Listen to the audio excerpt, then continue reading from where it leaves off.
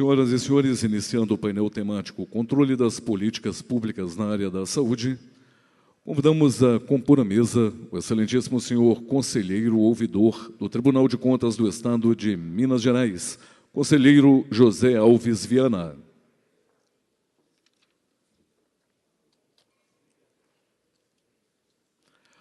A excelentíssima senhora desembargadora do Tribunal de Justiça do Estado, doutora Vanessa Verdolim Hudson Andrade.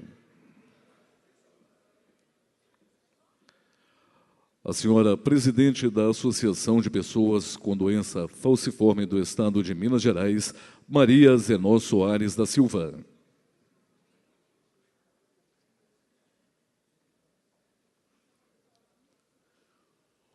O senhor auditor federal de controle externo do Tribunal de Contas da União, Rodrigo Schaffhauser.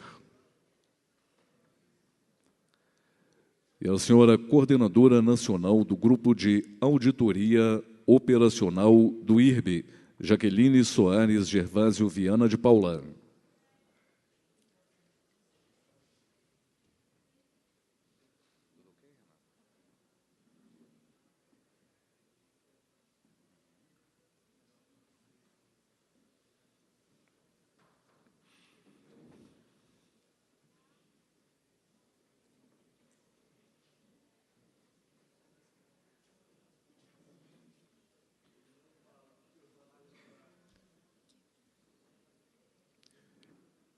Inicialmente, para conduzir os trabalhos dessa mesa, passamos a palavra ao excelentíssimo senhor conselheiro ouvidor do Tribunal de Contas do Estado de Minas Gerais, conselheiro José Alves Viana. Um bom dia a todos e a todas. E já dando início aos nossos temas, vamos para o primeiro painel. O painel temático de hoje é o controle das políticas públicas na área de saúde. E o primeiro é o fenômeno da judicialização da política pública da saúde. Quem vai nos abrilhantar com a palestra é a nossa querida desembargadora Vanessa Verdolim Andrade, que é desembargadora do Tribunal de Justiça do nosso Estado de Minas Gerais, coordenadora do Fórum Permanente da Judicialização da Saúde do Estado de Minas Gerais, é pós-graduada em Direito do Trabalho pela Universidade Federal de Minas Gerais e atuou como professora universitária em Direito Civil, Direito Comercial, Economia, Direito do Consumidor e Processo Civil. Com a palavra para sua contribuição, a nossa desembargadora, doutora Vanessa Verdolim. Vai lá. Fica melhor, né?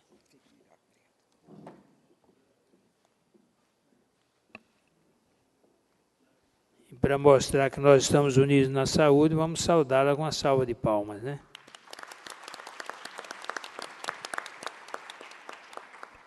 Obrigada. Agradeço ao conselheiro as palavras a mim dirigidas. Agradeço o convite que me foi feito para estar aqui hoje, num evento tão importante. E agradeço principalmente ao Dr. Sebastião Elvésio, que tem estado sempre conosco nessa luta pela judicialização ou desjudicialização da saúde, que é um problema que nós vimos enfrentando há longos anos e que temos visto que conseguimos alguma coisa de melhor nessa área. Mas ainda é uma área muito sofrida. E foi-me dada aqui a palavra para falar principalmente sobre a judicialização da saúde e seus malefícios. Mas, antes de falar sobre os malefícios, senhor conselheiro, eu gostaria de falar dos benefícios, porque a judicialização veio trazer ao povo a possibilidade de buscar no Poder Judiciário, como último alento, aquele direito que ele não conseguiu exercer perante os órgãos públicos ou mesmo perante a saúde suplementar ou privada. Apenas com a judicialização, apenas perante o Poder Judiciário, nós podemos ter a certeza de que o povo consegue atingir o seu objetivo, o seu direito consegue ser atendido. Agora, temos também malefícios. Nós vemos que, infelizmente, o atendimento à saúde é cada vez mais precário. A enorme fila que a gente vê, as enormes filas que a gente vê nos postos de saúde, no SUS, nos hospitais, tudo isso nos leva à conclusão de que a saúde está cada vez pior. E se não for dado ao cidadão o direito de ir à justiça, buscar um atendimento mais rápido, um atendimento mais eficaz, nós estaremos negando o exercício da cidadania. Quantas vezes nós vemos na televisão, no Fantástico, nos jornais, cidadão morre na calçada esperando pelo atendimento no SUS. Isso daí é uma realidade que nós não podemos desconhecer. Em regra, as filas são enormes e nenhum terço consegue ser atendido. Depois que se começa a distribuir a senha para o atendimento, muitos ficam para depois, quando não existe também greve e outros fatores que protelam cada vez mais o atendimento. Nós sabemos que, entre as notícias, muitas são sensacionalistas, mas outras trazem a verdade nua e crua de um povo sofrido, de um povo que procura o atendimento e não encontra, ou quando encontra é tardio demais.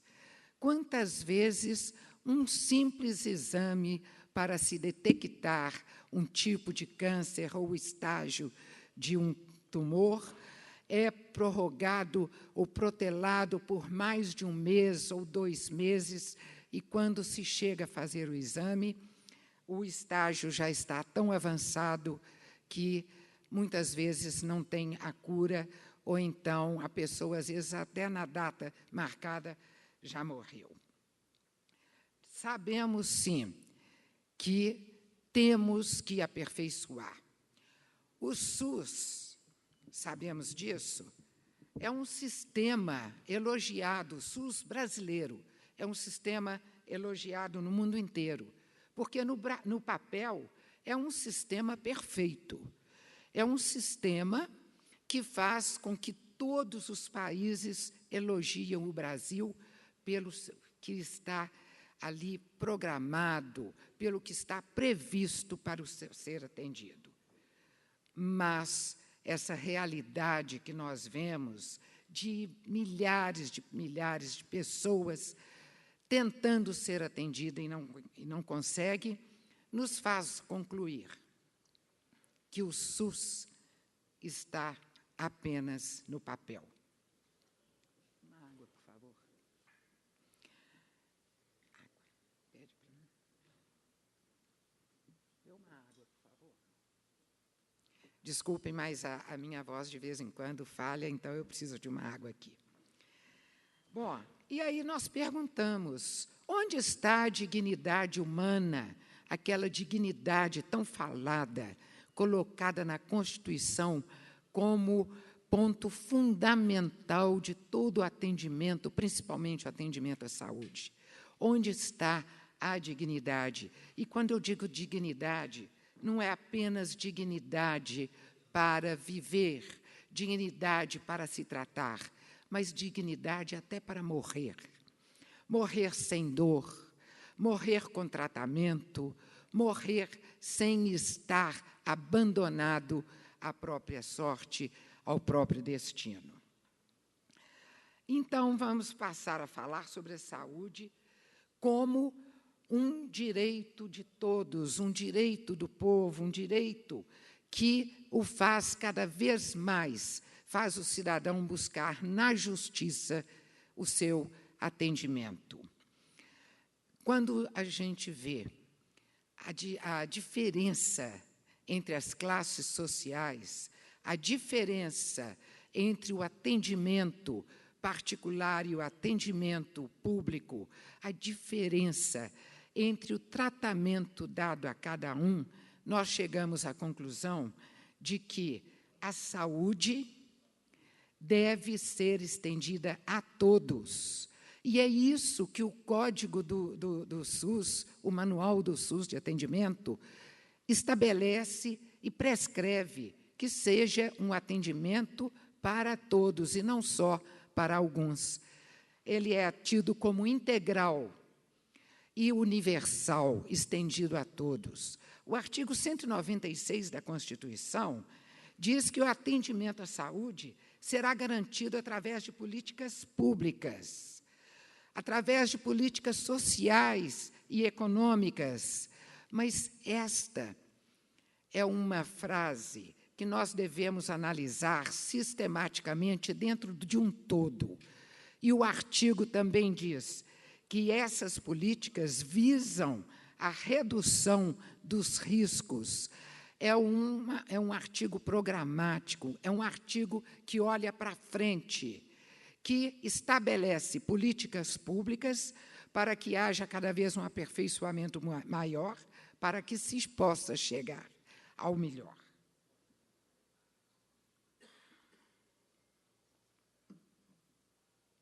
Não se pode ver esse artigo, portanto, como absoluto. Não se pode ver esse artigo como um direito absoluto à saúde da forma que a pessoa quer, da forma que a pessoa entende, mas sim um direito da forma que a pessoa necessita. E eu vou trazer aqui agora um levantamento feito pelo Tribunal de Contas de Minas Gerais, que eu considerei importantíssimo.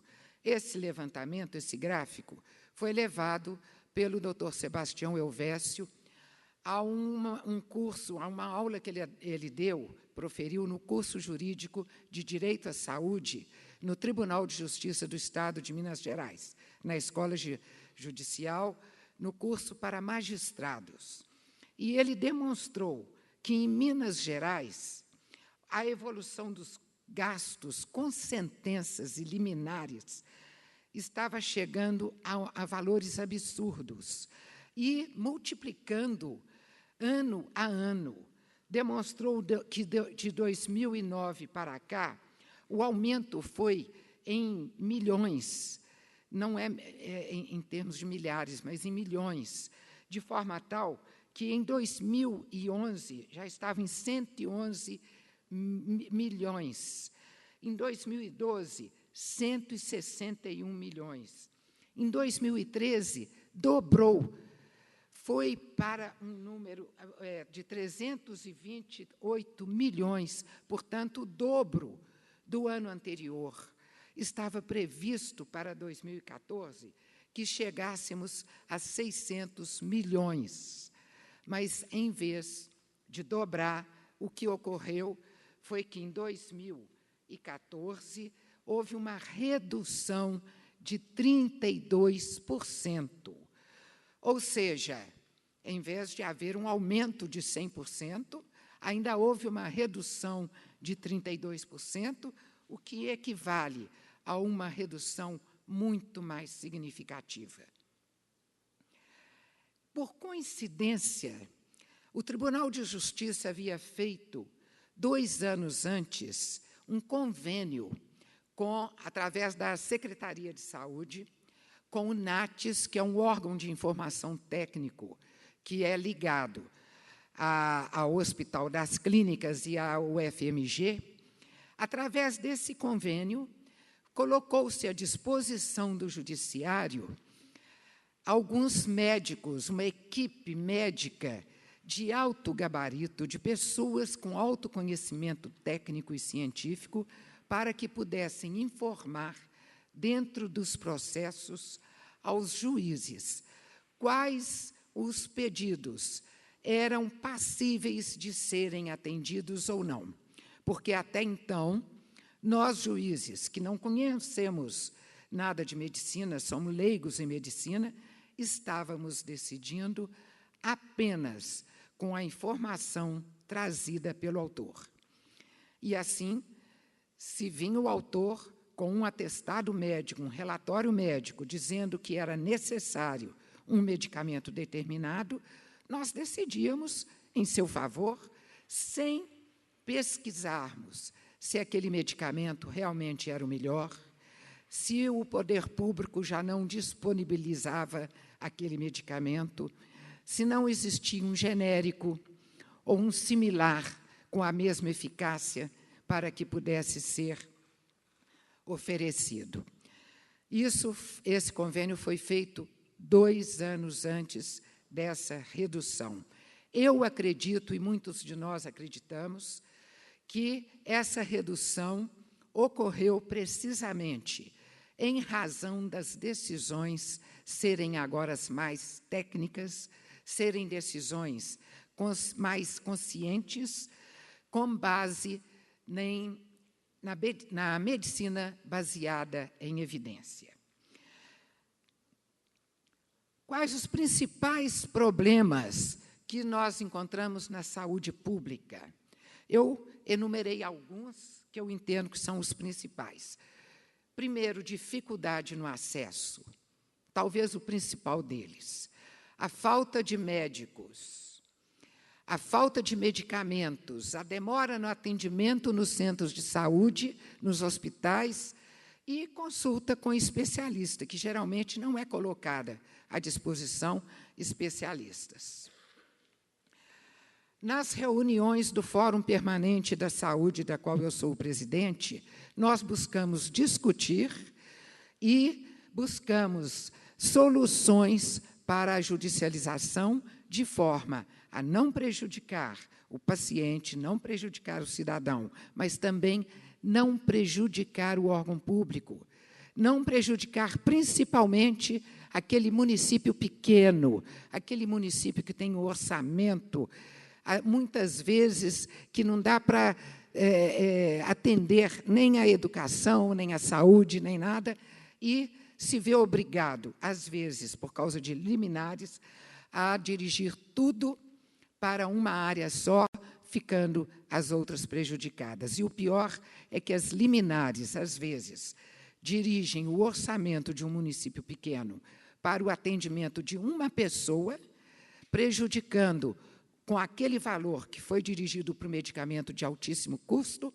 prejudicando o atendimento coletivo, porque aquele valor poderia ser dirigido a inúmeras e inúmeras pessoas. Está aí como que é processado o NATS, eu não vou descer, o tempo é muito pequeno para descer a pormenores, mas temos aí algumas notas técnicas do NATS que demonstraram que o medicamento indicado não era aplicável ao caso, não era o melhor recomendado no caso. Por exemplo, sobre o Lucentis e Avastin. Foi decidido que o Avastin, a eficácia para o medicamento para a degeneração macular em ambos os olhos, e tanto o Lucentis como o Avastin podiam ser usados no tratamento com a mesma eficácia, sendo que o custo do tratamento com o Avastin é significativamente menor, muitas vezes menor do que com o outro medicamento. E o Avastin não tinha também indicação para o tratamento requerido. Na saúde pública, nós vemos que a lei federal estabelece que poderá haver o ressarcimento do atendimento a serviços prestados para outras esferas de governo. Isso quer dizer que, se o município for obrigado, por uma decisão judicial, a prestar um medicamento ou um tratamento que seja da esfera da política pública de outro órgão da federação, do Estado ou da União, ele poderá ser ressarcido. Mas a Lei Federal 8.142, exige para o repasse, tanto ao Fundo Nacional da Saúde como para o ressarcimento aos municípios, tanto uns requisitos que aqueles municípios pequenos, que não têm condições de se organizar, eles ficam prejudicados e não conseguem nem o repasse e nem o ressarcimento. Nós temos feito para isso inúmeros eventos, convidamos, em geral, ministros, como aqui foi convidado um para fazer a palestra magna, juristas de renome, pessoas que têm conhecimento técnico para esclarecimento, e convidamos também não só os órgãos públicos, como a Secretaria de Saúde, Tribunal de Justiça, Ministério Público, Defensoria Pública, como também convidamos representantes do povo. A Defensoria Pública está ali representando o povo. O PROCON é sempre convidado para representar o povo, porque apenas ouvindo a todos é que poderemos ter um resultado eficaz, como até aperfeiçoamento de nossas decisões e também do serviço público, porque as nossas decisões acarretam efeito outros, como a melhoria do atendimento, a incorporação de novas tecnologias, de medicamentos que o judiciário reconhece que são eficazes e começam a condenar. Então, essas decisões são também úteis nesse ponto. Temos algumas proposições aprovadas nos nossos cursos de Direito à Saúde e que vêm beneficiar não só o magistrado, que passa a ter um parâmetro para suas decisões, como também o advogado, que passa a ter um parâmetro até para ajuizar uma ação. Nós temos uma necessidade de radical transformação no sistema de saúde brasileiro. Não vou descer a detalhes, porque o tempo é muito curto, mas nós sabemos que, enquanto o sistema de saúde brasileiro for deficiente, o Poder Judiciário deve estar aí para assegurar a todos o seu direito de um tratamento eficaz e um tratamento digno. Trago aí alguns problemas que foram detectados no SUS. O SUS ele é formado por uma rede de serviços regionalizada, hierarquizada e descentralizada, mas que não alcança o seu objetivo por falta de uma gestão mais organizada, uma gestão mais eficiente. O novo SUS pretendia um rompimento com um passado de descompromisso social. O objetivo era melhorar a qualidade de atenção à saúde, mas nós estamos vendo que isso não ocorre, infelizmente. Alguma melhoria é apenas sistemática, isolada. E temos, então, princípios que regem a organização do SUS. Quem não se lembra do escândalo das órteses, próteses e materiais implantáveis, em que foi denunciado que as comissões oferecidas por fornecedores de próteses a médicos eram de altíssimos valores, havia fraudes em licitações e cirurgia cardíacas em que eram utilizados materiais vencidos. Nós, do Judiciário, corremos o risco de também contribuir para isso. Por isso, buscamos, através do convênio com esse órgão, NATES, que nos concedem sempre a atenção para nos dar informações, para que erremos menos. Esse é outra nota técnica do NATES que nos fez pensar muito e que nos fez modificar muito também em nossas decisões. Um caso. o juiz lê o relatório médico onde consta: se o paciente não tomar esse medicamento, ele corre o risco de morrer. Um juiz pensou e fez a seguinte pergunta ao médico: o senhor atesta que, se ele tomar o medicamento, ele não vai morrer? Era um câncer tão já avançado que, de qualquer jeito, o paciente morreria. E o médico não conseguiu explicar qual seria a eficácia desse medicamento. E fica muito difícil para a gente dizer não, porque, nesse caso, dizer não a um paciente que tem até a esperança de melhorar, mesmo que não haja essa hipótese, é muito difícil. Saúde não tem preço, mas tem fim. Nós procuramos também no Judiciário, já estou caminhando para o término, vias alternativas de solução de conflito através da conciliação e a mediação, buscando técnicos dos órgãos envolvidos para que fiquem lá no fórum, para que façam uma conciliação e uma mediação antes mesmo de ser ajuizada a ação ou depois. Isso daí eu não vou agora comentar, porque eu precisaria de um tempo enorme para falar sobre os laboratórios que tentam colocar, através da justiça, alguns medicamentos de altíssimo preço, e também sobre prescrições médicas.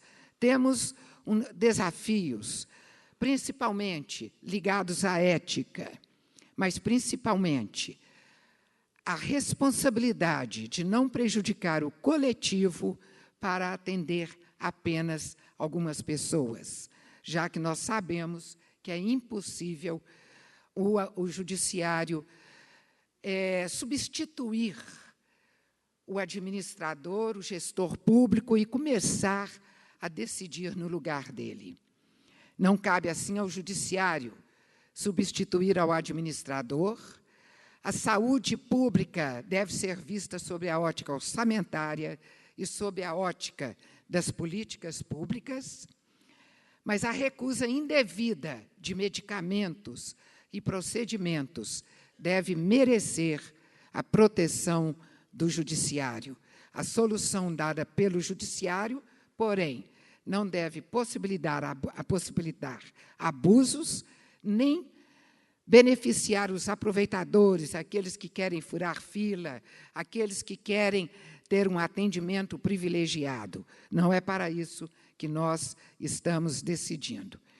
Por fim, trago as palavras de Martin Luther King: o que me preocupa não é o grito dos maus, nem dos corruptos, dos desonestos, dos sem caráter, dos sem éticas. O que me preocupa é o silêncio dos bons. Por isso eu vejo com uma esperança muito grande a realização de um evento como este, em que a própria sociedade é chamada para ser ouvida e todos os envolvidos podem vir aqui para gritar, para falar, para ensejar a todos a oportunidade de saber qual é a solução na saúde pública. Muito obrigada.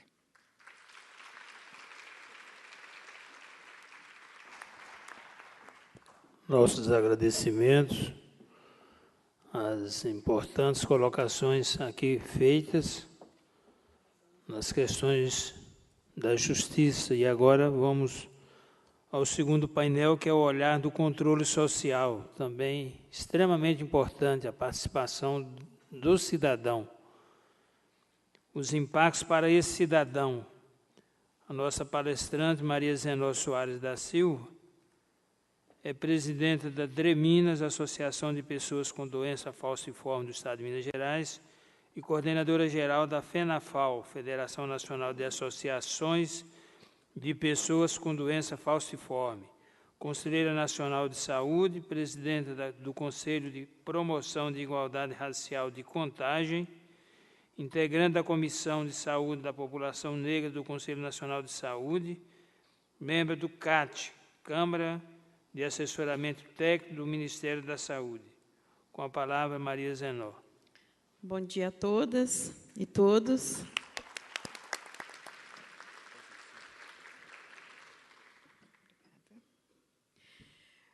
Agradecer pelo convite, fiquei extremamente feliz. É a primeira vez que vou falar para um público diferente dos que eu tenho o hábito de falar. É muito importante esses espaços de falar de quem sente na pele, de quem está na ponta, de quem é usuário do SUS, falar das nossas dificuldades, dos avanços que tivemos, né, e dos desafios que ainda temos que enfrentar.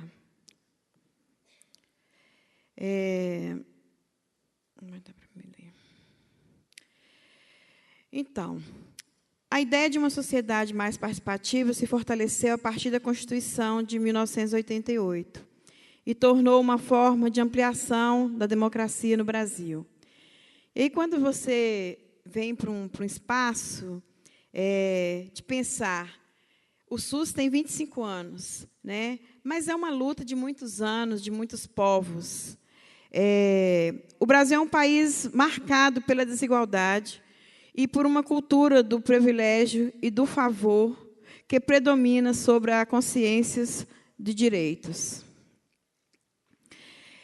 E, nesse contexto, que o empenho de setores... Eu estou com dificuldade para ler. Tem como tirar o microfone? Uma letra pequena. E, nesse contexto, que o empenho de setores democráticos da sociedade civil, especialmente os movimentos sociais, vem desde as lutas contra a ditadura militar e pela conquista de uma Constituição cidadã.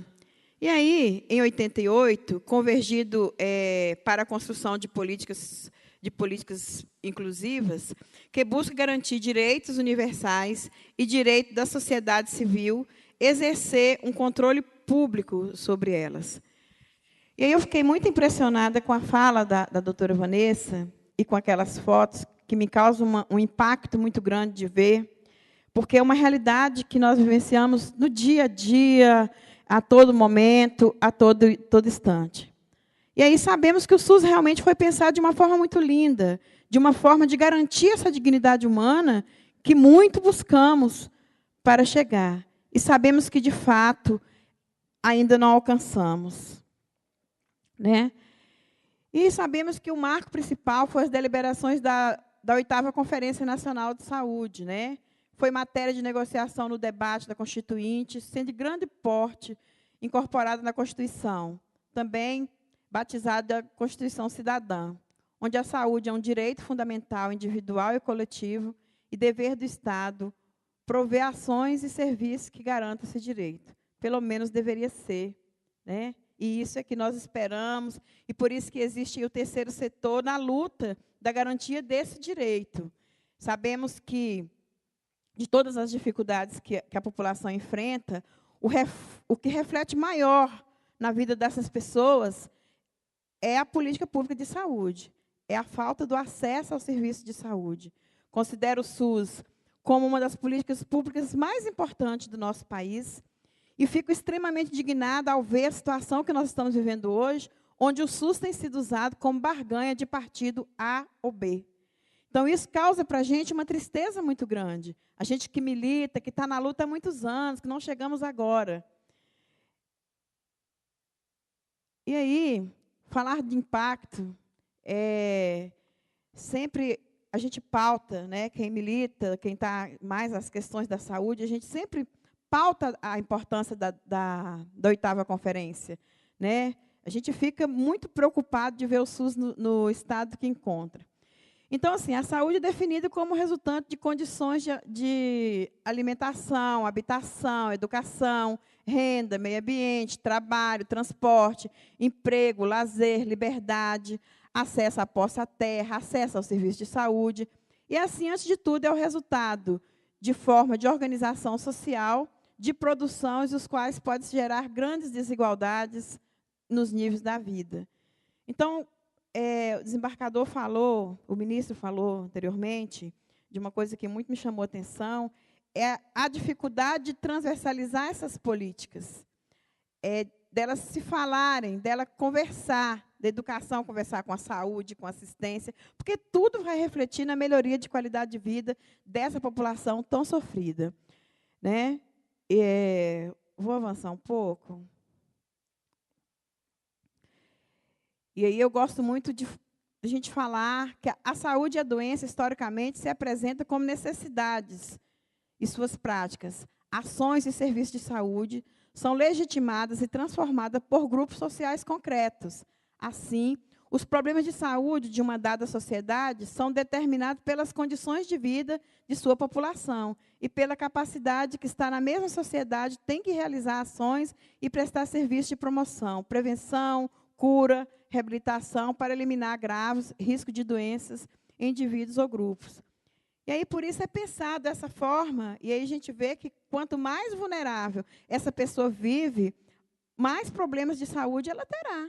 Né? E aí, pensar em uma política pública que vai atender às necessidades como um todo, talvez é a grande dificuldade das gestões. Né? Dada a determinação dos problemas de saúde, são soluções, não se restringem a uma política pública, a da saúde, mas ao conjunto das políticas públicas para a melhoria de qualidade de vida, que é aquilo que eu falei anteriormente.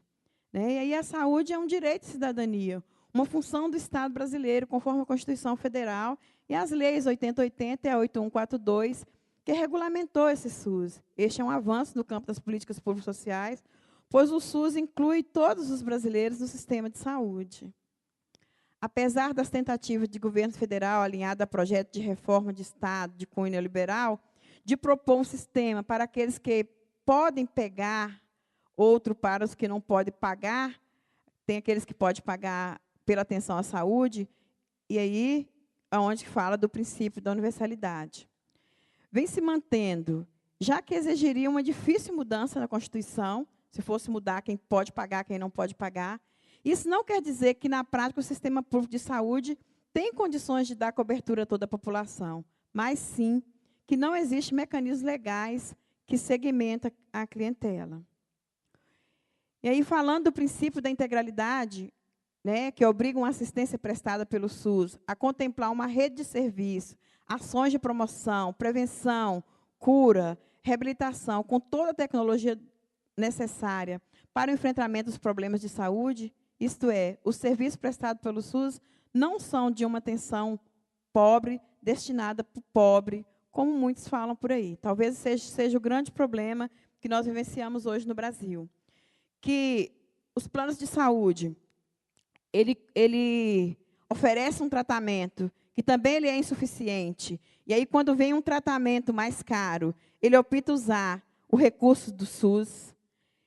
E dessa visão que a população tem, de modo geral, até mesmo os usuários do SUS, que o SUS é só para pobre. Né? Se, por um lado, a integralidade na atenção é um avanço na política pública de saúde, também é um grande desafio de romper com as desigualdades de acesso a essas tecnologias existentes no país. Eu quis ilustrar com essa foto, é uma foto recente.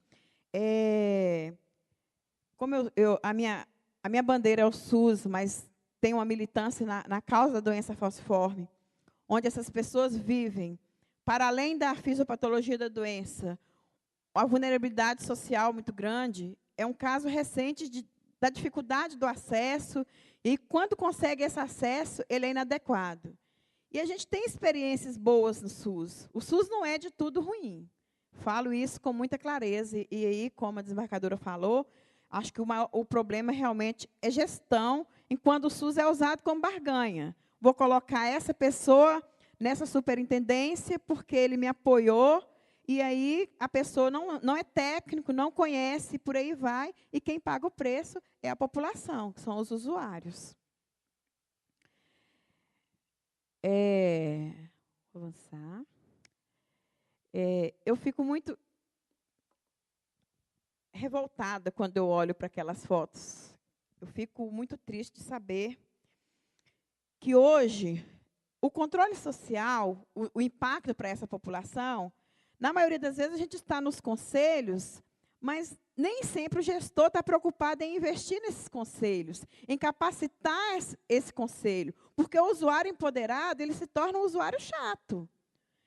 A gente sabe, começa a conhecer o meu direito, o meu dever, qual que é o meu espaço legítimo de cobrança, e com isso acaba que os conselhos eles ficam fracos, porque aí oferece um cargo para um conselheiro aqui, outro cargo político para um conselheiro ali, e isso enfraquece a política e a população sofre de fato. E o impacto para nós, usuários desse SUS, que lutamos e que queremos, é muito ruim. É muito triste você chegar em um serviço de saúde e você não ter o atendimento adequado. Você já começa não tendo um acolhimento adequado, que é o principal. Eu acho que o acolhimento, você chegar no serviço e ser bem acolhido.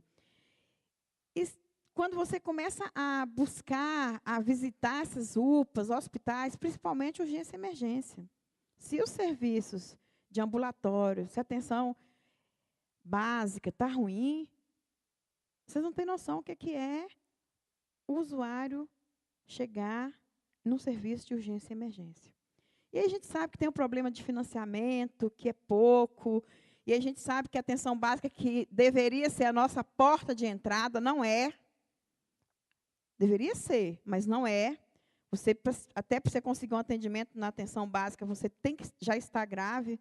E o serviço de urgência e emergência do país, aí é muito ruim. Na verdade, eu acho que eu estou até sendo gentil de falar que é muito ruim. Na verdade, é péssimo.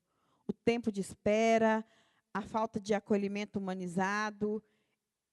Então, essas barganhas políticas têm incomodado muito as pessoas que militam e que acreditam nesse SUS. Mas, como eu falei, que o SUS ele não é de tudo ruim. Existem serviços muito bons. Aqui em Minas Gerais mesmo, eu falo como a nossa referência de atendimento para a doença falciforme, aí vou falar, que sou uma pessoa com doença falciforme, vivencio isso no dia a dia. A gente tem um serviço que é SUS, que é a Fundação Hemominas, onde você consegue ter um tratamento adequado. Por isso que eu falo que o problema ele é gestão. Você consegue. É tudo lindo? Não, temos dificuldades, mas você consegue ser bem acolhido, ser bem atendido e, assim, garantir a melhoria de qualidade de vida. O crescimento da consciência da população brasileira sobre a determinação social da saúde, da doença, superando a percepção hoje, hegemônica, de que a política de saúde é tratamento de doentes, aí mudar essa lógica do financiamento da política de saúde, que deve ser considerado como gasto público, que não deve ser considerado como um gasto público, mas sim como investimento na qualidade de vida da população.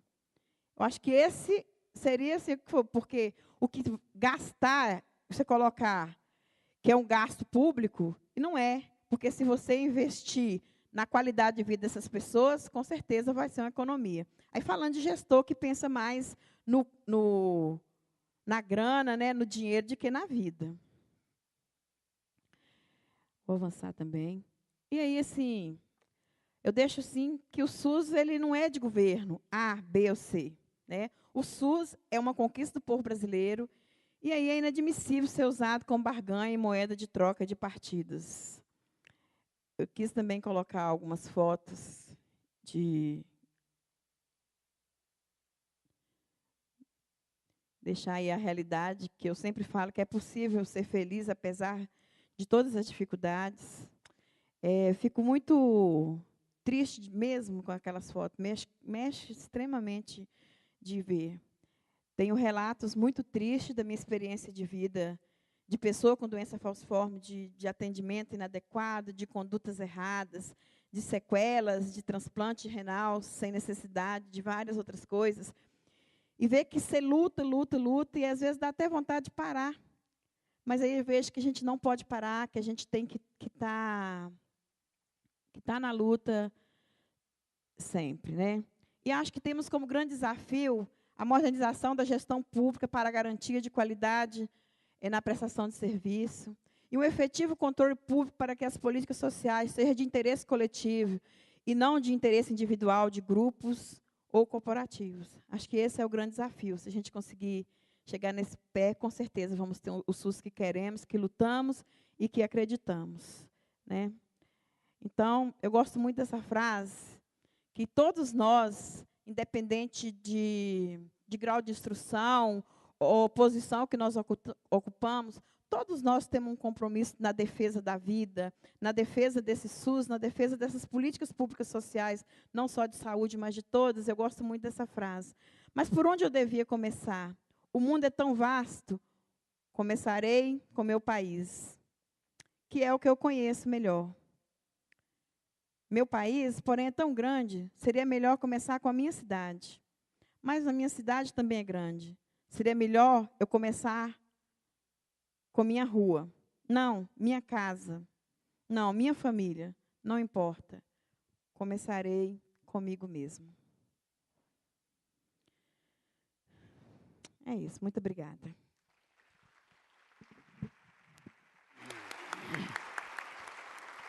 Nossos agradecimentos.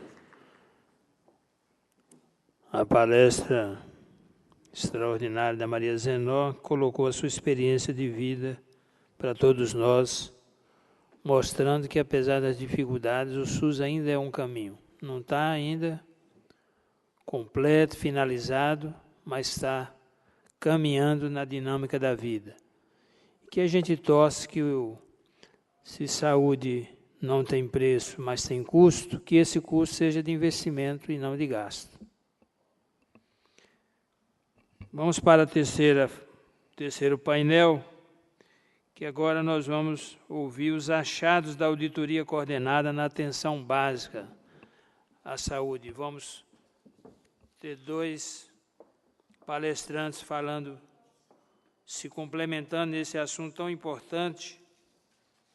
Sabemos que a atenção básica é básica. Vamos iniciar com Rodrigo Schaffhauser e, em seguida, Jaqueline Soares Gervásio Viana de Paula.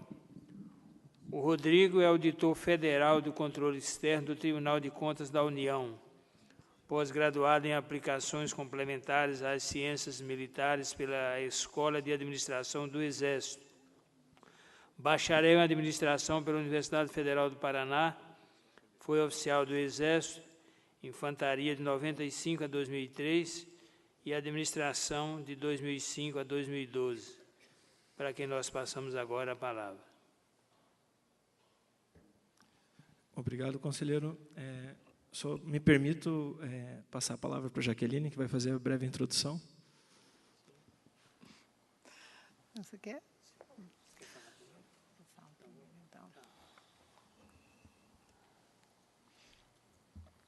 A Jaqueline Gervásio é diretora do Centro de Integração da Fiscalização e da Gestão de Informações Estratégicas, Suricato, coordenadora nacional do Grupo de Auditoria Operacional do Instituto Rui Barbosa, presidente do Subcomitê de Normas de Auditoria Pública do Comitê de Auditoria do IRB, analista de controle externo do Tribunal de Contas do Estado de Minas Gerais, especialista em controle externo e pós-graduado em Contabilidade Pública e Finanças, bacharel em Direito, em Ciências Contábeis e em Administração de Empresas pela PUC Minas. Com a palavra, Jaqueline Gervásio, que também é Viana. É Viana, né? Bom dia a todos. Gente boa. Queria cumprimentar os presentes, né, os colegas, vejo diversos da Auditoria Operacional Nacional, cumprimentar as autoridades da mesa, né? Desembargadora Vanessa Verdolim trouxe a visão do Judiciário. A senhora Maria Zenó, que acabou de falar, trouxe a visão do controle social. E hoje estamos aqui, a nossa missão é apresentar a visão do controle externo sobre esse assunto que é tão importante, que é a prestação de serviços de saúde à população. Todos nós queremos que os serviços sejam prestados adequadamente. É muito tocante a fala da senhora Maria Zenó, e acredito também no empoderamento do cidadão a partir do acesso à informação. Então, essas 3 visões, elas trazem isso, informação, e o nosso desejo é que essa informação chegue à população. né? A minha fala, como representante do Grupo de Auditoria Operacional, é mais no sentido de contextualizar como a auditoria foi realizada. A auditoria em si é o nosso colega, né, Rodrigo Schaffhaus, do TCU, que irá apresentar. Essa auditoria coordenada, ela foi assinada entre o Tribunal de Contas da União, a Atricom e o IRB, representando os 33 tribunais de contas brasileiros, que representa, mas nessa auditoria 29 participaram, num acordo de cooperação que foi assinado dia 24 de março de 2014. Então, temos um trabalho aí com várias mãos, e, para nossa felicidade, o sumário executivo está sendo lançado. Eu vejo que os exemplares na mão das pessoas, é um trabalho assim que tem muitas mãos aí, muito compromisso, muitas experiências. Alguns colegas estão nos prestigiando aqui hoje, né, que fizeram esse trabalho e que o Rodrigo irá apresentar. As auditorias coordenadas, eu diria que elas surgem com o PROMOEX, que é o Programa de Modernização do Controle Externo, que, em 2005, fez um diagnóstico do controle brasileiro que 14 tribunais de contas faziam auditoria operacional. Um dos objetivos do PROMOEX foi implantar e consolidar essa modalidade de auditoria nos tribunais. Em 2012, passamos de 14 tribunais para 29 tribunais de contas realizando essa auditoria. Coordenada foi uma forma de todos os estados, todos os tribunais participarem e levarem para seus estados a capacitação e a implantar essa modalidade. Hoje, eu acredito, a minha convicção pessoal, que a primeira fase do PROMOEX foi implantação da auditoria coordenada. Hoje, nós estamos na fase de manutenção e reconhecimento da importância dessa auditoria, porque das modalidades de auditoria que mais se aproximam do cidadão, que estão lá na ponta, é a auditoria operacional. Isso aí, sem dúvida nenhuma. E esse reconhecimento, principalmente, tanto dos auditores internamente em seus tribunais, de serem reconhecidos fazendo um trabalho que agrega valor público, como um reconhecimento externo. O controle, o tribunal, ele tem que agregar valor à vida do cidadão. E aproveito rapidamente aqui para anunciar um outro trabalho que, no estande do IRB, aparece algumas imagens, que é o lançamento das normas brasileiras de auditoria aplicadas ao setor público, as NBASPs. A NBASP mais nova, ela é a 12, ela vem da ISAI 12, da Intosai. Foi lançada em 2013, na China, no Congresso. E ela fala justamente disso, valor e benefício dos tribunais de contas, fazendo a diferença na vida dos cidadãos.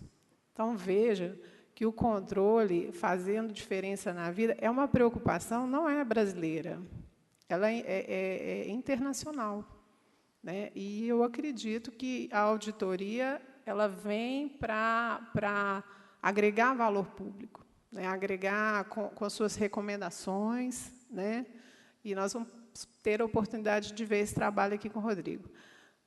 Termino agradecendo ao Grupo de Auditoria Operacional, ao qual eu represento.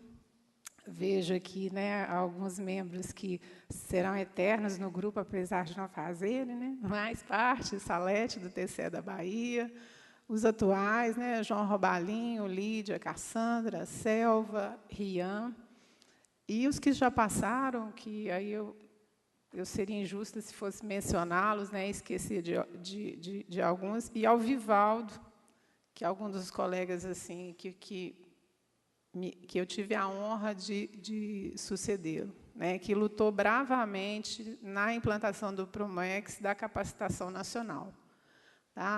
E queria aproveitar para falar da oportunidade desse encontro, que nós vamos fazer uma oficina de monitoramento de 14 horas às 16, na Sala Esmeralda, sobre monitoramento da auditoria operacional. É uma oficina dirigida aos executores dessa auditoria que estamos apresentando, e é opcional, é uma oportunidade de encontro, de tirar dúvidas, e será realizada pelo colega Schaffhauser e o Ismar, né, do TCU.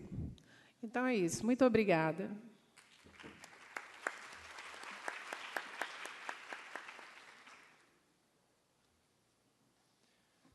Pois bem, após essa introdução da Jaqueline, primeiramente eu gostaria de informar que o objetivo dessa apresentação é divulgar os achados da auditoria coordenada que estão presentes nesse sumário executivo. Primeiramente, eu gostaria de cumprimentar os integrantes da mesa, cumprimentar os diversos colegas que participaram da auditoria, que estão presentes no auditório, e também agradecer ao conselheiro presidente Sebastião Alvécio, que apoiou em muito esse trabalho. Vamos a alguns números. Essa auditoria coordenada é uma auditoria operacional. Como bem disse a Jaqueline, 30 tribunais de contas, 29 representados pelo Instituto Rui Barbosa, mais o TCU. O esforço foi de 119 auditores. Conseguimos visitar 317 municípios e 23 estados. Por que uma auditoria coordenada, como ela bem disse?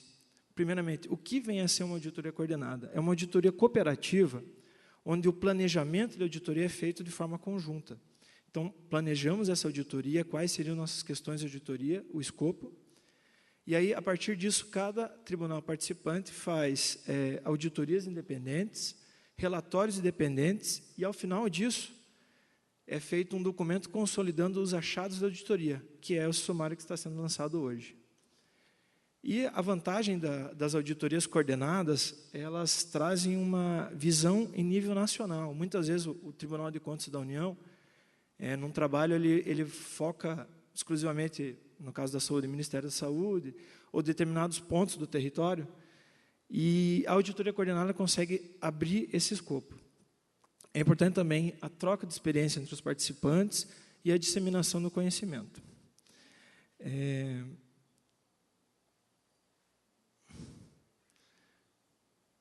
Foi uma articulação, um esforço muito intenso. A promoção, como a Jaqueline disse, foi do Tribunal de Contas da União, do Instituto Rui Barbosa e da Tricom. E nessa execução participaram, como eu falei, o Tribunal de Contas da União. Dos 27 tribunais de contas do Estado, só 3 não participaram. Dos 3 tribunais de contas dos municípios dos estados, somente um não participou, e os 2 tribunais de contas municipais, São Paulo e Rio de Janeiro. Não está avançando.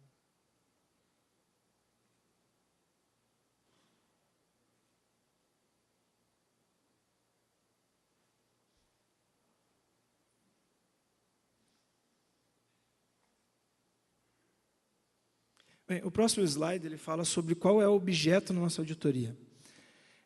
Por que foi escolhida a atenção básica? Eu concordo com a senhora Maria Zenó, a atenção básica deveria ser a porta de entrada do Sistema Único de Saúde. Além disso, a atenção básica ela é ordenadora da rede, ou seja, por ter o contato com a população, ela fornece os insumos para se fazer o levantamento de necessidades de saúde. Ela é coordenadora do cuidado, ou seja, acompanha o usuário na manutenção da saúde do cidadão. Ela prioriza a prevenção e ela tem números muito expressivos.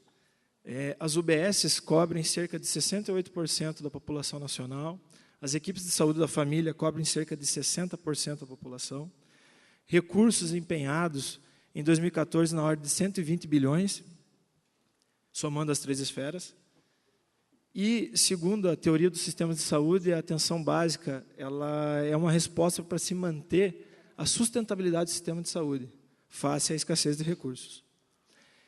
Então, especificamente, o nosso objeto foi avaliar se a gestão da atenção básica, nas 3 esferas, proporciona qualidade aos serviços prestados aos usuários. Mas, como já foram feitas auditorias na atenção básica, seja pelo TCU, pelos demais participantes, em 2009 o Promoex também fez uma auditoria coordenada na atenção básica, nós buscamos desviar o olhar não para os problemas que normalmente são identificados, e sim, o que leva a esses problemas? Então, procuramos focar na gestão, entendendo que a gestão dos serviços leva a uma qualidade da saúde, corroborando o que foi dito pelas as duas palestrantes anteriores.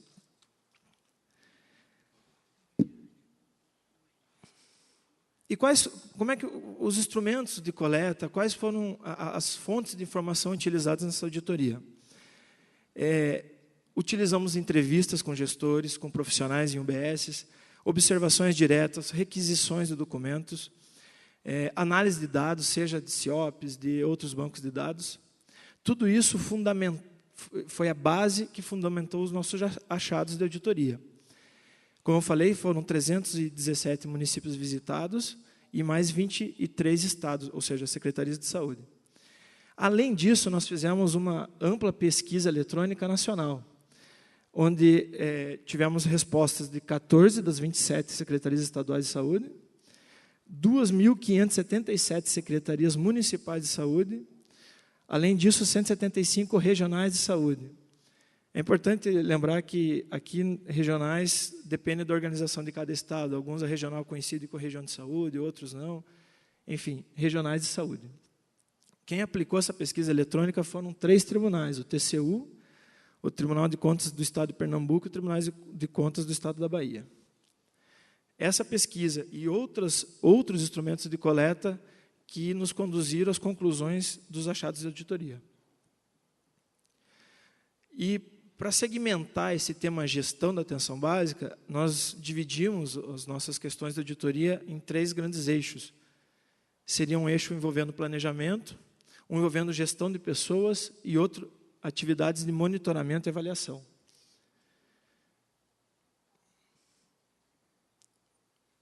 Vamos, então, rapidamente demonstrar alguns achados envolvendo o eixo de planejamento. Com relação ao levantamento de necessidade de saúde da população, foi identificado, com relação aos estados, em 15 secretarias de saúde, das 23 auditadas, havia deficiências nesse levantamento de necessidade de saúde da população. Isso também foi identificado nas secretarias municipais, que das 317 secretarias, 236, ou seja, 74%, também apresentaram deficiências no levantamento de necessidade de saúde da população. Quais foram, o que levou a essa conclusão?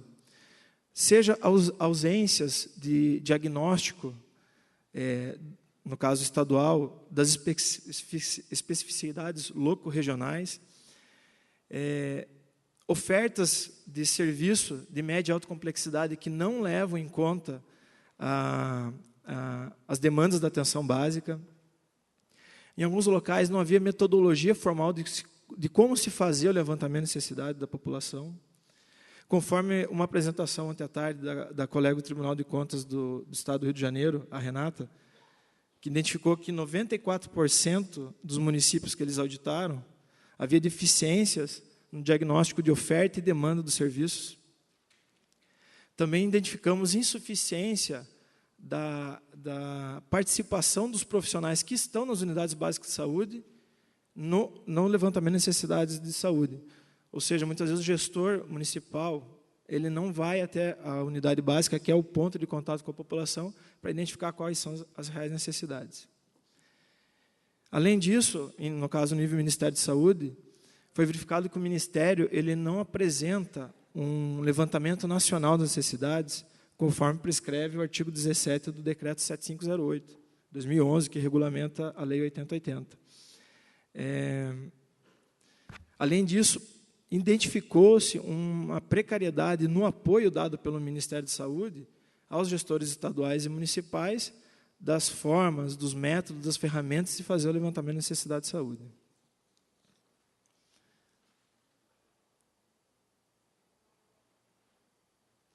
Ainda no eixo planejamento, nós fomos buscar compreender melhor como anda a articulação interfederativa. Além disso, processos de referência e contra-referência. O decreto 7508, né, ele prescreve a figura do COAP, né, o Contrato Organizativo da Ação Pública de Saúde, que deve ser uma discussão feita no âmbito da CIR, da CIB e da CIT. Contudo, por mais que o decreto tenha 4 anos e determinou a instauração dos COAPs, verificamos que dos 23 estados auditados, apenas 2 têm o COAP assinado. É uma taxa de adesão muito, muito baixa, né? 91% dos auditados. Sabemos que os outros 3 estados que não auditamos também não têm o COAP. Também percebemos que, na pesquisa nacional realizada eletrônica, muitas secretarias municipais apontaram falta de apoio da Secretaria Estadual para o planejamento municipal, uma vez que, falando em regionalização da saúde, é necessário o Estado tomar uma dianteira nesse processo. Também dentro desse enfoque de articulação, referência contra referência, lembrando que a atenção básica, por ser acolhedora do usuário, ordenadora da rede de saúde, influencia as demandas de média e alta complexidade, envolvendo referência, percebemos que também 91% dos estados auditados haviam deficiências nos processos de referência contra referência. O que levou a fundamentar essa observação? Metade das secretarias municipais de saúde que nós auditamos, não havia registros de contra-referência. Muitas gestões municipais também informam que há escassez de recursos estaduais, uma vez que o financiamento da atenção básica é tripartite, para as ações. No sumário executivo tem alguns gráficos informando a respeito desse financiamento, e lá mostram disparidades muito grandes entre secretarias estaduais, o que elas gastam per capita, ou melhor, o que elas investem per capita com atenção básica. Como a articulação envolve toda a rede de atenção, percebemos também, então, que há uma deficiência estrutural, ou seja, a deficiência é ministerial, Ministério da Saúde, das secretarias estaduais e das secretarias municipais, nesse processo de articulação e organização da rede. E como essas deficiências, no nosso entender, ajudam a elevar o ISAB, que é o Índice de Internações Sensíveis à Atenção Básica, ou seja, aquelas internações de média e alta complexidade que poderiam ter sido evitadas na atenção básica, 69% dos municípios brasileiros estão acima do teto proposto pelo Ministério da Saúde. Ou seja, mais de 2/3 não atingem um índice estabelecido pelo Ministério. Além do eixo planejamento, nós passamos a entender a gestão das pessoas na atenção básica. Importante, a pessoa tem o cuidado, é ela que está na frente de batalha ali com a população. E frente de batalha mesmo, porque são coisas muito, não quero usar uma palavra forte, mas pós-saúde, a gente vê coisas muito, muito graves. Tanto no nível estadual, nós identificamos muitas deficiências com relação à capacitação de profissionais e gestores da atenção básica. No nível estadual, 78% dos auditados, e no nível municipal, 68%. Quais são essas deficiências? O que levaram a essas conclusões que há problemas de capacitação e formação dos profissionais? Desde a ausência de planos estaduais e municipais de educação permanente de saúde. Algumas vezes, se o plano existe, ele não é fundamentado num diagnóstico, ou, se até é fundamentado, ele não é cumprido na sua totalidade. Vimos que a oferta de cursos é insuficiente para as necessidades da atenção básica.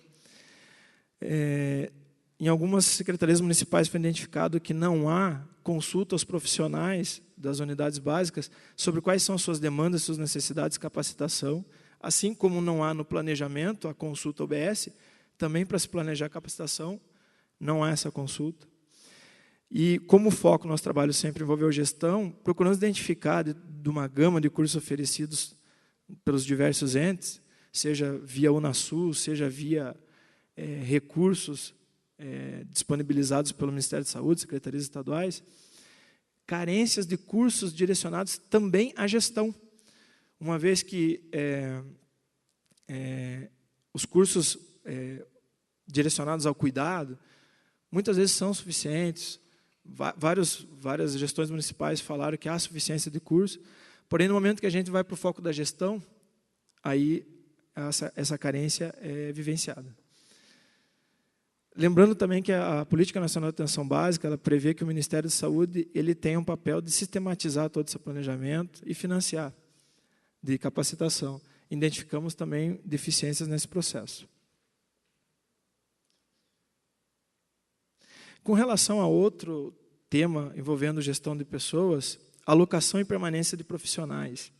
Também números expressivos. 84% das secretarias municipais de saúde, aqui não focamos nos estados, uma vez que a alocação é no município, tem deficiências, fragilidades nessas ações. O que leva a isso? Achados de inúmeras auditorias que são de conhecimento notório, precariedade de vínculos contratuais, precariedade de condições de trabalho. Muitas secretarias não têm diagnóstico, não sabem nem quais são as suas necessidades de pessoal. Tudo isso levou a identificar essa fragilidade em alocação e permanência de profissionais. Eu vou dar uma corrida. Último eixo de investigação, monitoramento e avaliação. Entendemos que o que não é monitorado e avaliado, o que não é medido, não há gestão em cima disso. Retroplanejamento, ciclo, PDCA. Com relação aos achados de monitoramento e avaliação, identificamos que tanto as secretarias estaduais de saúde quanto as municipais, elas têm deficiência nas estruturas direcionadas a essas ações. Por exemplo, no nível estadual, 65% das secretarias auditadas têm deficiências, que vão desde insuficiência de equipes de monitoramento e avaliação, equipes que acumulam atribuições. Esse foi um achado que não envolveu o Ministério da Saúde, uma vez que eles têm um departamento de monitoramento e avaliação do SUS, chamado DEMAS. O próprio Departamento de Atenção Básica tem, dentro do seu departamento, uma coordenação geral de acompanhamento e avaliação. E, com relação à estrutura, o Ministério está bem. Porém, níveis estaduais, municipais e de regionais de saúde, há muita carência de estruturas para se fazer monitoramento e avaliação. Também identificamos que indicadores de desempenho são muito focados no cuidado, ou seja, no produto final da atenção básica é a saúde, o que não é errado e que deve ser utilizado. Porém, carência de indicadores que envolvem processos de gestão. Muitas vezes falta um medicamento numa farmácia, uma OBS, é porque a gestão não está correta. Aí é feita uma licitação emergencial. Também identificamos falta de divulgação de resultados. Muitas secretarias municipais não divulgam os resultados da atenção básica para a população, dificultando até o controle social. Identificamos também, com relação a essas estruturas institucionais de monitoramento e avaliação, que falta estrutura de tecnologia de informação, não há nenhum diagnóstico, muitas vezes, de qual seria essa estrutura necessária, além dos problemas comuns de internet lenta, equipamentos obsoletos, confiabilidade de dados. Não é feita uma verificação da confiabilidade dos dados informados nos diversos sistemas. Identificamos também que, no nível ministerial, não há um levantamento nacional necessidade de estruturas de monitoramento e avaliação e nem de tecnologia de informação necessária a isso. Está para ser aprovada a Política Nacional de Informações e Informática do SUS, se não me engano, esse é o nome, que, a princípio, pretende atender a isso. eu peço desculpa pela pressa, o tempo é curto, isso aqui é somente um resumo dos nossos principais achados de auditoria, o sumário está muito mais bem detalhado. Dos 30 participantes, cerca de 1/3 já julgaram seus relatórios, e esperamos, ao final de todos os julgamentos, poder fazer mais um documento consolidando os julgamentos de todas essas auditorias. Para quem não conseguiu um exemplar do sumário, no estande do Instituto Rui Barbosa há exemplares disponíveis. Eu gostaria de externar aqui a minha satisfação em poder ter trabalhado nessa auditoria e conhecido profissionais dos demais tribunais tão competentes, tão técnicos. Foi uma honra poder ter trabalhado com esse pessoal e conhecido todo mundo. Gostaria de divulgar rapidamente que, até o tema da doutora Vanessa, o TCU vai realizar no dia 15 agora um evento, um diálogo público, como o nosso presidente comentou, de judicialização da saúde. Ele tem inscrições abertas a todo o público no nosso portal, e o objetivo é, além de apresentar um panorama nacional, discutir necessidades de coordenação entre o sistema jurídico e o sistema sanitário e debater desafios, boas práticas, soluções. Agradeço a atenção de todos e tenham uma ótima tarde. Nós é que agradecemos. E finalizando, além do agradecimento, em nome do conselheiro presidente do Tribunal de Contas do Estado de Minas Gerais e do IRB, conselheiro Sebastião Elvésio, agradecemos a participação, a contribuição de todos os senhores palestrantes nessa área tão importante que é a saúde. E como médico também, eu finalizo dizendo que, e trabalhando no Tribunal de Contas, que essas auditorias coordenadas, que foram realizadas com tanta dedicação e de uma maneira muito apurada pelos técnicos dos Tribunais de Contas do Estado e do Tribunal de Contas da União e dos municípios, foram disponibilizados para o governo federal, ao Ministério de Saúde, ao Ministério da Previdência, aos governos estaduais e aos municípios onde foram executados, para que eles tomassem conhecimento de como está a saúde em seus municípios, em seus estados e na União. É uma contribuição dos tribunais de contas, fazendo uma auditoria independente, totalmente independente, sem influência política, aqui muito bem relatada pela Maria, que nos alertou para as indicações erradas que prejudicam tanto o trabalho pela excelência. Mas eu volto a dizer, é importante a prevenção mais do que tratamento. A atenção básica à saúde para evitar as complexidades. O bom planejamento para evitar a ineficiência e a participação social, que é extremamente importante. Os conselhos, todos eles, municipais, estaduais, têm que funcionar, têm que ser independentes e autônomos, porque se não funcionar não adianta. Não, como ter participação popular, como que o orçamento é participativo, como que as discussões são participativas, se não tem os representantes do povo ali na administração, através dos conselhos. Então, esses conselhos precisam realmente serem ativos e efetivos. E, para finalizar, todos nós aqui manifestamos os nossos conhecimentos do que estamos trabalhando em cada setor onde estamos, para a melhoria da qualidade de vida da nossa população, que é o objetivo das políticas públicas. Muito obrigado a todos, uma boa tarde, e à tarde damos continuidade ao Congresso. Obrigado a todos pela presença até este momento. Retornaremos às 14 horas. Lembrando que, para aqueles que estiverem presentes à plenária pontualmente às 14, estarão concorrendo ao sorteio das obras enviadas pela editora Fórum. Neste momento, pela participação no primeiro Congresso Internacional de Controle e Políticas Públicas, o excelentíssimo senhor conselheiro ouvidor do Tribunal de Contas do Estado de Minas Gerais, José Alves Viana, apresentei aos participantes com a lembrança deste congresso, recebem as lembranças Senhor Auditor Federal do Controle Externo do Tribunal de Contas da União, Rodrigo Schaffhauser. Excelentíssima Senhora Desembargadora do Tribunal de Contas do Estado, Vanessa Verdolim Hudson Andrade. Senhora Presidente da Associação de Pessoas com Doença Falciforme do Estado de Minas Gerais, Maria Zenó Soares da Silva. E a Senhora Coordenadora Nacional do Grupo de Auditoria Operacional do IRB, Jaqueline Soares Gervásio Viana de Paula. Senhoras e senhores, encerrando as atividades dessa manhã, desejamos a todos um bom almoço, obrigado pela presença. Retornamos, então, pontualmente neste auditório às 14 horas.